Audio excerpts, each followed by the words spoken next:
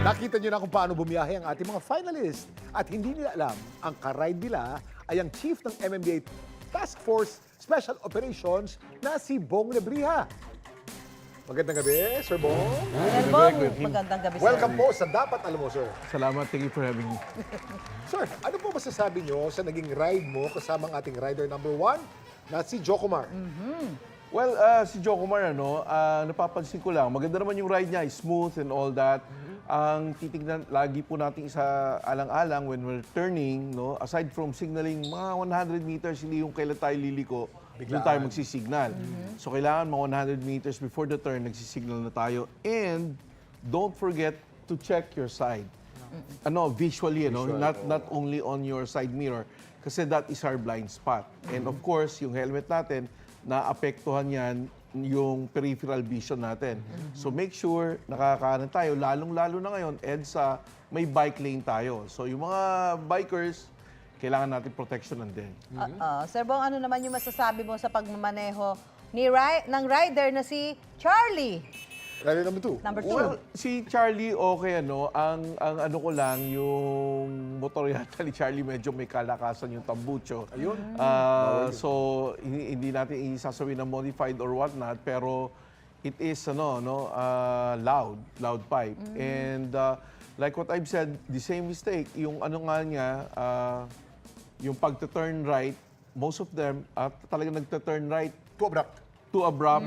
signal is almost at the end. Sir, ano masasabi mo sa pagmamaneho naman ng rider number 3 na si Hans? Si Hans yung inabutan ng ulan, kasama ko inabutan ng ulan. Pag umuulan, hindi tayo dapat nag-hazard. No need to put our hazard lights kasi it confuses yung other vehicles around us or behind us. So, dire-diretso lang tayo. Our stoplight, our brake lights would be enough to keep us safe. Ayan, Maraming salamat, Colonel Bong. Hindi lang sa kalsada huhusgahan ni Bong ang ating mga rider. Isa si Ginoong Bong Lebriha sa ating mga espesyal na hurado ngayong araw. Makakasama rin niya bilang hurado. Ito po, mga bibida sa bagong serye ng Public Affairs na Black Rider. Black Rider himself, Ruru Madrid. Yun. Basta po. At ang kanyang beautiful leading lady na si Yasi Pressman. Ayan. Magandang hapon guys at welcome sa Dapat Alam Mo. Magandang hapon po. Yun. Okay, judges, relax lang kayo dyan. Ngayon, mas kikilalanin natin ang mga grand finalists natin sa kanilang humaharurot na wisyo. Para patas ang tanungan, may hinanda kaming isang tanong lamang para sa ating mga riders. Nakasuot muna ng headphones ang ibang mga riders habang hindi nila marinig ang tanong at sagot ng kanilang kalaban. Unahin natin si Jocomar. Okay, headset please, para hindi niyo marinig. Jocomar, ito ang tanong. Kung may isang uri ng katangian o ugaling taglay ang isang rider, ano ito? At bakit mahalagang meron siya nito? Anong sagot? Disiplinado po at kailangan. Disiplinado. Unang-una po, Kuya Kim, sa kalsada, hindi po tayo basta-basta. Lalo na po sinabi ni Sir Bong, na sa pagliko pa lang po, Kuya Kim, hindi basta-basta liko agad. Although may signal light, hindi po sapat yun. Kinakailangan hindi porkit malinis yung daan, harurot po agad tayo. Kinakailangan disiplinado. Meron mang kasabay o wala mang kasabay. Okay, maraming salamat. Thank you, Jocomar, sa iyong sagot. Kausapin naman natin ang rider number 2 na si Charlie. Okay, Charlie. Etong tanong. Kung may isang uri ng katangian o ugaling taglay ang isang rider, ano ito? At bakit mahalagang meron siya nito? Anong sagot mo? Pagiging safety po.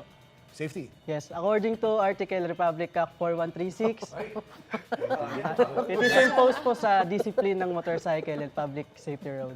Kaya ugaliin po natin magiligtas lagi sa pagmamaneho. Mahusay, may baon. Maraming salamat, Charlie. Tawagin naman natin ang rider number 3 na si Hans. Hans? Hans, ikaw na. Yan. Hans, ito ang tanong. Kung may isang uri ng katangian o ugaling taglay ang isang rider, ano ito? At bakit mahalagang meron siya nito? Anong sagot mo? Kung meron pong katangian ng taglay ang isang rider po ba? Tama po. Siyempre, right to fame to eh. Kung may isang, tama po si customer. Kung may katangian po ang isang rider, dapat po is yung pagiging responsable po sa mga, sa lahat ng bagay at pati po yung pagiging pati pa respeto po sa mga customer. Kailangan po mahaba po yung pasensya natin. Kailangan po kahit anong sama po ng customer ang iba to sa atin, kailangan suklian po natin ito ng magandang pakikitungo. Kahit po anong gawin po nila sa inyo, wag po natin batuhan ng kung anong salita na masasakit. Yan. Dahil bigyan po natin sila ng bigyan po natin sila ng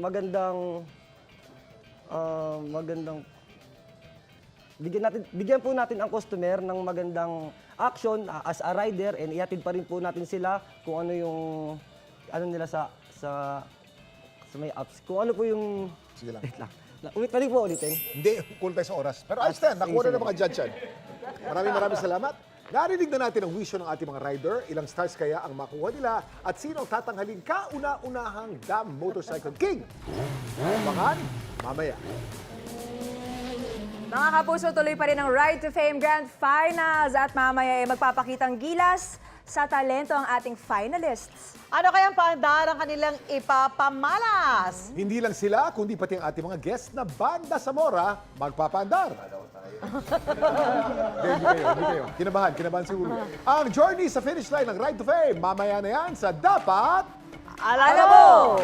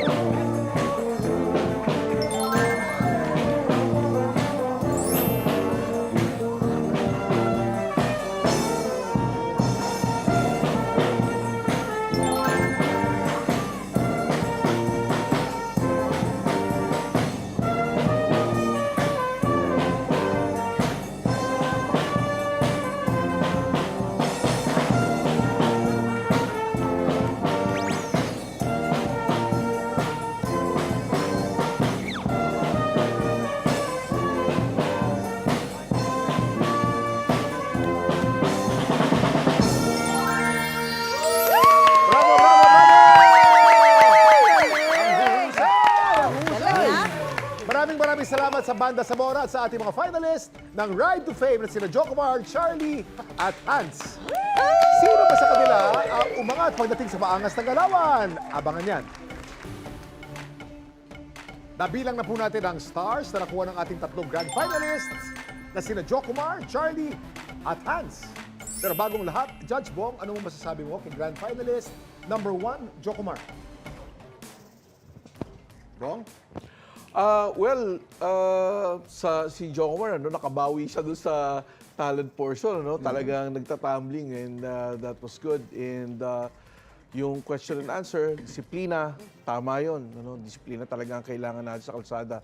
Not only riders, but all road users. Judge Yasi, ano naman ang comments mo kay grand finalist number 2, kay Charlie?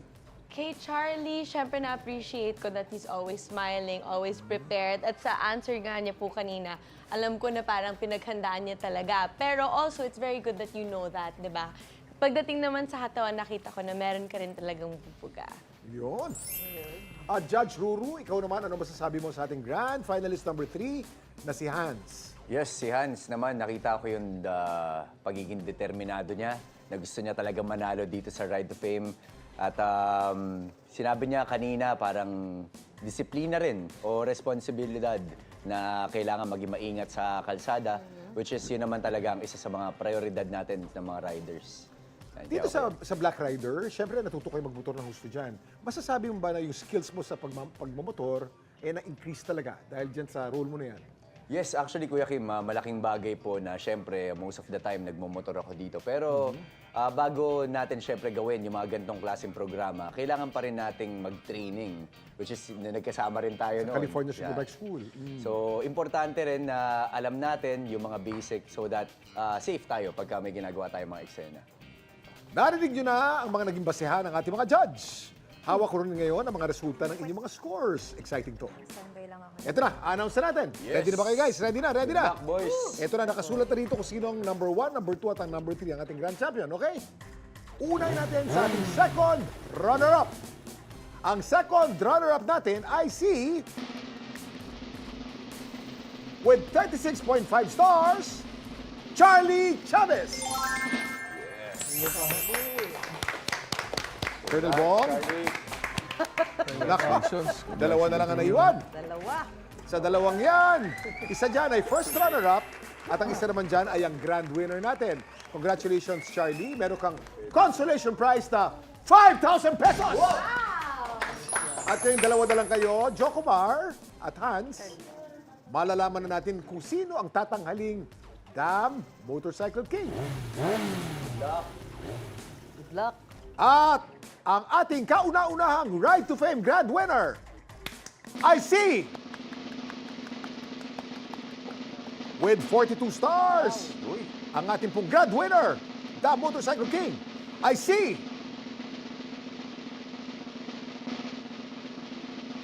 Jocomar Santos! Congratulations, Jocomar! Nadaan sa tumbling. Nahabol sa tumbling. May corona. Nanalo ka, Jocomar, ng 20,000 pesos! At hindi lang yan, makakasama mo rin sina Ruru at Yasi sa upcoming GMA Public Affairs Series na Black Rider.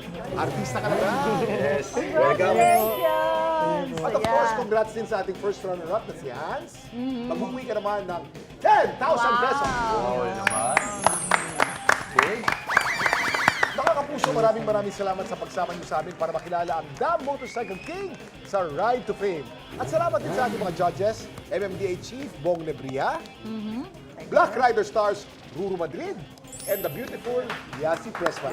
Palagi may the beautiful. The beautiful. Ganda kasi kapag nakita niyo yung version ko, pagkaganda talaga. Abangan pa ang marami naming pasabog dito sa Dapat Alam Mo!